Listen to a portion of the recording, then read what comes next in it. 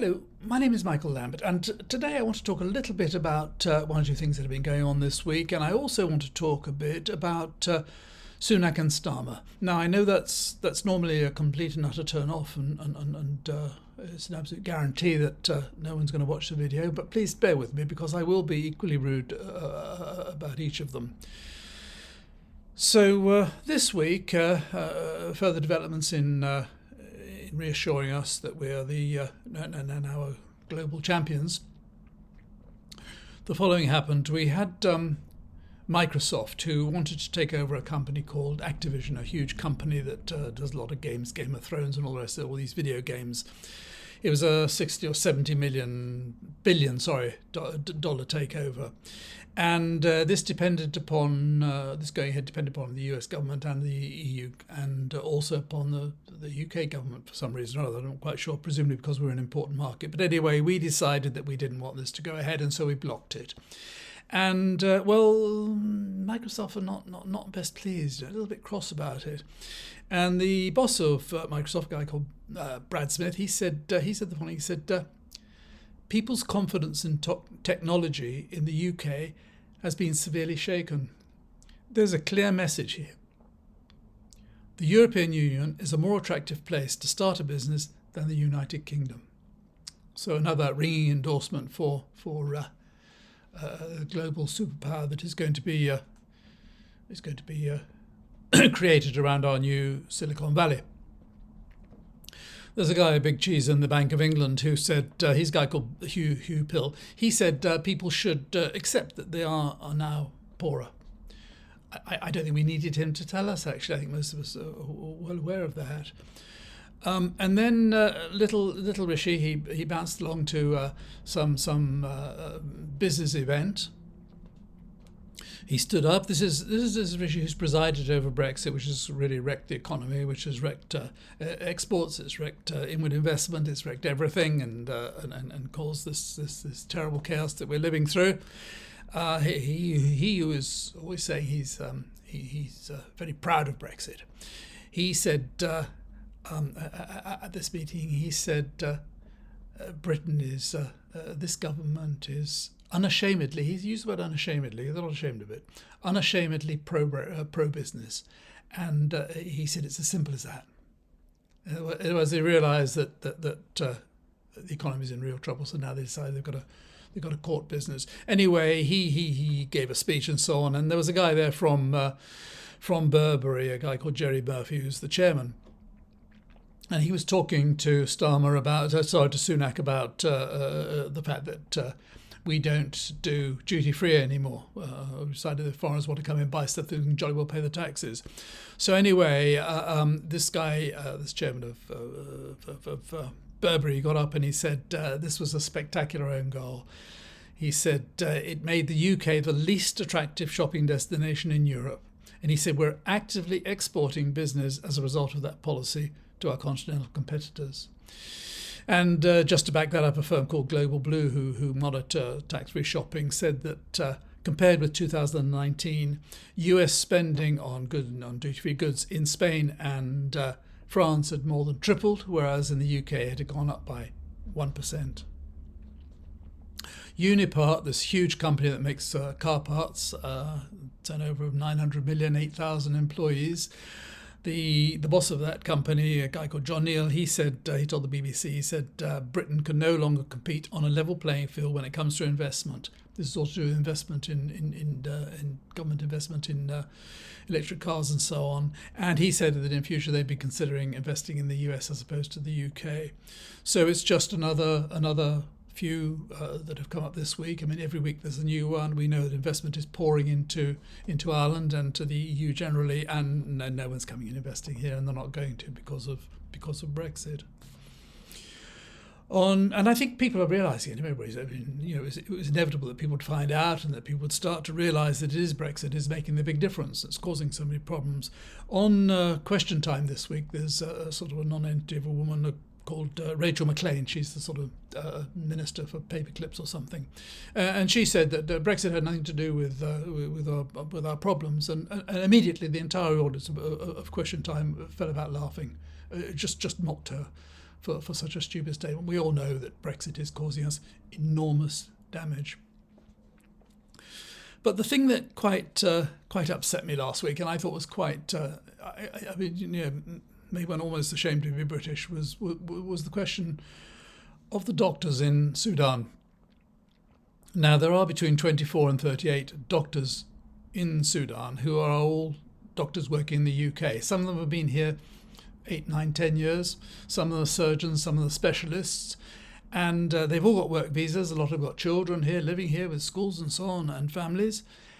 And when it came to evacuating everybody from Sudan, these doctors turned up at the airport, and they were told, sorry, you can't go. You can't go. You haven't got a British passport. Now, we desperately need doctors, and the NHS is under such pressure at the moment. But these guys were told, because even though they had permission to work, even though they'd just been in Sudan on holiday and happened to be getting involved in all the fighting and so on, because they didn't have British passports, they could make their own way. They were told to make their own way. I think they were probably told which was north and just get walking. And they were left there in danger and so on. Now, nobody says that they should have had priority, but they should have been treated equally. To have said to people who were valuable, important professionals, to say to them, no, you can't come because you haven't got a British passport, you've only got a visa. I mean, it was disgraceful, absolutely disgraceful. And of course, this gets all around the world. Everybody gets to hear about this. This is how the UK treats people. This is how you could see Braverman's handwriting all over this. I mean, she undoubtedly would have been involved in this decision to not bring them because they're foreigners. We don't want foreigners here, and with a bit of luck, they won't come back. It's really, really shameful. And as I say, I felt almost ashamed to be British when I heard about it. There was a lady actually on Newsnight after this announcement was made, or after this came on the news rather, and she said, look, she was Sudanese herself. She said, look, these guys, when they get back, they're going to wonder about whether they want to stay here. And other people thinking of coming to work in the UK are going to think, well, do they really want to go into such a hostile, xenophobic, anti-foreigner country? And it all goes around the world. Everyone will have seen this and how we're treating these people. It's just so horrible. But anyway, next week we've got the local elections. Now, people get all excited about the local elections, and they'll all be pouring all over the figures, and they'll be up all night, and they'll be talking about it all on Friday, and it'll be all over the Sunday newspapers, and then it'll be forgotten because they don't really matter very much. We know that some people vote on local issues. A lot of people will go out to protest against the Tories, and there'll be a big swing against the Tories. I'm sure everybody would expect that, but it isn't really going to make any difference. But once that's all over, we then have to start thinking about the general election, because that's going to come around. It's going to come around before too long. It's going to be sometime next year, almost certainly. And I wanted to look at Sunak and Starmer, because it seems to be that they're going to be the people we're voting for, and a lot of people will vote us because we live in an age of personality politics. A lot of people are going to be voting for one or other of those two, as opposed to voting for parties and policies and so on. And it's interesting that right now the Labour Party, they did have a lead of about 20 plus points in the opinion polls over Conservatives. That is now slipping, and it's slipped down to about 15%. But at the same time, Starmer and Sunak are more or less even. And you have to wonder why it is that Starmer is so much less popular than the Labour Party. And this is something I really wanted to look at. And I wanted to say a bit about both Sunak and about Starmer. Now, when Boris Johnson was Prime Minister, we all knew, it was very obvious that he was just having a good time. It was a good laugh, and he was living in luxury, and lots of people were paying all sorts of things for him, and it was just fun. It was just a joke. It didn't really matter about the country. He couldn't care less about the country. As far as in helping people, he couldn't care less about people. He never met ordinary people anyway.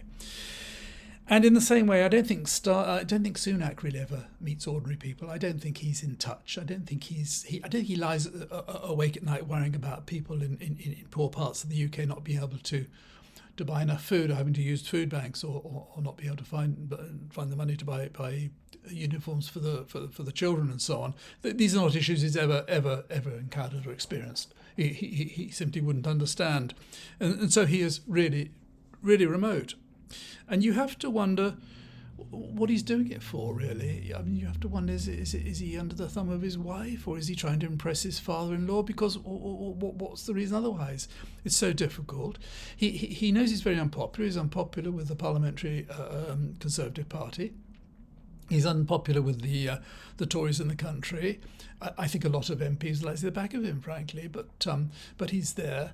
And he's very energetic. He's hopping around like little Robin. They're all smiles and so on and so. But he seems to be, like this business when he went to I just mentioned just now, this business conference last week. Talking about how we're open for business and all this nonsense. And we saw him in front of Biden being really rather humiliated a couple of weeks ago. I just think he didn't cut much of a figure.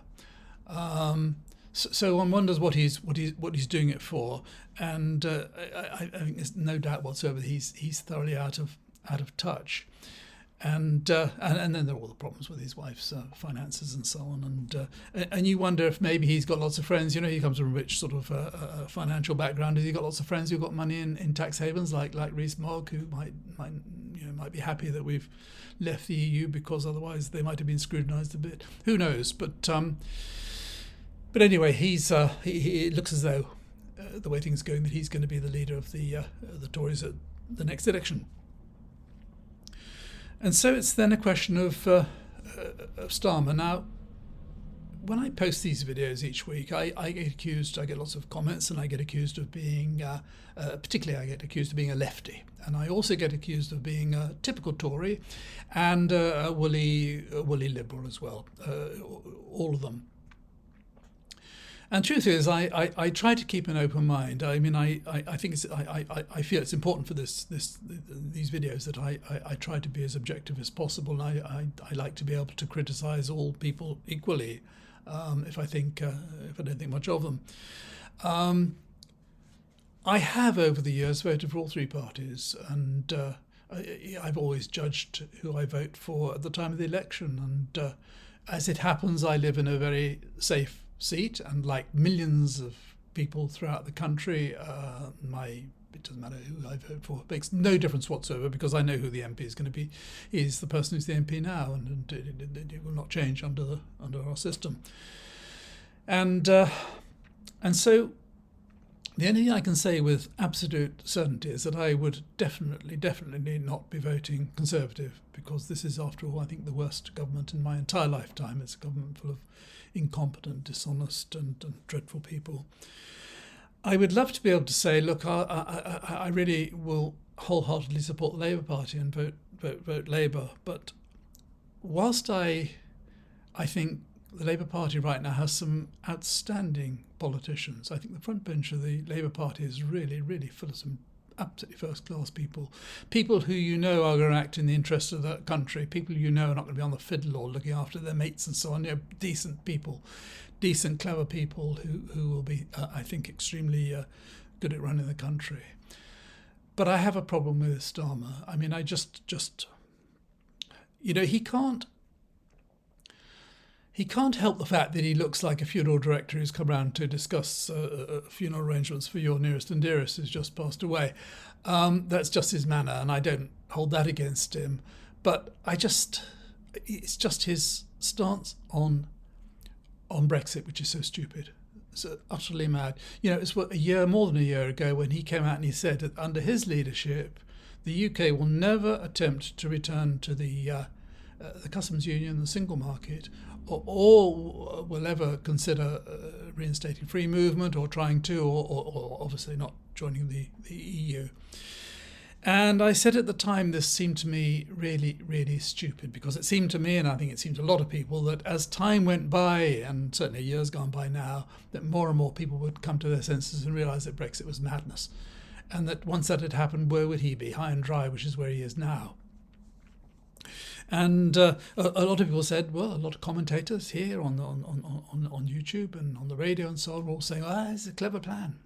You see, he's got to keep the red wall voters. That's what he's concerned with. And he has to tell them that he'll never join the EU to get their votes. And when he gets into government, not in his first period of 5 years, but in his second period, he might then start to work back towards the EU. Well, this falls down on two points. The first is that all these people who he's relying on to vote for him in a year's time, they're all changing their minds. There is now a majority, both throughout the country and even a majority of Labour voters who believe that Brexit was a mistake. And secondly, he ain't going to get a second term, because if he becomes Prime Minister and he's pushing Brexit and trying to make it work, he ain't going to last, because the Tories are going to immediately start attacking him over the economy. You see, throughout the time that he's been, since we left the EU, he hasn't been able to attack the government on Brexit because he's right behind them. He wants to make it work. So all these disasters that have happened because of Brexit, week after week after week, he's never been able to get up in PMQs and say, look at this is going wrong, that's going wrong, the other's going wrong. It's all the government. He hasn't said a word, because he supports it all. He supports Brexit. And, when he's asked, what's he going to do to make Brexit work, the only thing he can say is that he's going to renegotiate the phytosanitary arrangements. Now, phytosanitary applies to people importing, exporting plants and animal products. I mean, this isn't arranging the deck chairs on the Titanic. It's arranging one deck chair. I mean, it's just irrelevant. The fact of the matter is that since we've left the EU, we are behind a massive barrier of red tape, and there's no way we can get rid of it. What's he going to do? Pop over to Brussels and say, "Oh, look, we don't really like this red tape. Could we get rid of it all?" And they'll say, "Oh, yeah, okay, fine, yes. We'll have to do it for all the rest of the world as well, I suppose. But if that's what you want, of course, they're going to say, go away." And so I find it really, really so disappointing. And I think what's going to happen is that, because nowadays we're living in this age of personality, and because policies between the Labour and the Conservative are not so vastly different, and for a lot of people, not particularly interested in Brexit, they're going to look at Sunak, they'll look at Starmer, they'll say, well, I don't know. And the Tories are going to be saying all the time, look, Labour never been any good with the government, look how they left the last time, and then all this debts and all the rest of it. And then they'll be banging on about we're the fastest growing economy in the history of the universe and all the rest of it. And a lot of people, not people who they voted for Brexit because they really weren't bothered to find out much about it, didn't really know much about it, just as likely to vote for Conservative. I don't dismiss the possibility of Starmer losing this election because of his stupid stance on Brexit. And well, there it is, really. And I don't see. He's not going to change his mind now, but I'd imagine he's going to go out canvassing. He's going to knock on doors and say, would you like to vote for me? I'm a Labour Party, and they're going to say, what's the difference? What's the difference between you? You want Brexit. Brexit's causing all these problems, all this disaster. And no, maybe I'll vote for the other lot. I'll see. Maybe I'll vote Liberal. Who knows? Anyway, that's what I think about it. And well, if you've watched this far, thank you very much indeed. And until next time, bye for now.